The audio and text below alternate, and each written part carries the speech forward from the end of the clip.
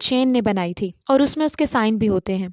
तो यहाँ एक बात तो कंफर्म है कि एना उस औरत से एक्चुअल में मिली थी और अब उसे ये पता करना है कि वो औरत कौन है। एना जैन की फोटो चेक कर रही होती है, तभी उसे एक मेल आता है जिसमें उसके सोते हुए की फोटो होती है, जिसका मतलब ये है कि जब एना सो रही थी तब उसके घर पर कोई मौजूद था। जिसके बाद एना डिटेक्टिव लिटिल को बुलाती है, पर उन्हें एना के घर पर कोई नहीं मिलता और उन्हें लगता है कि एना ने खुद ये फोटो क्लिक की है। वे लेस्टर वहां जाता है और ऑफिसर को बताता है कि एना उसके बेटे को परेशान कर रही है और उसके घर पर नजर रखती है। तभी डेविड वहां आ जाता है और एना डेविड से जेन के इयरिंग्स के बारे में पूछती है।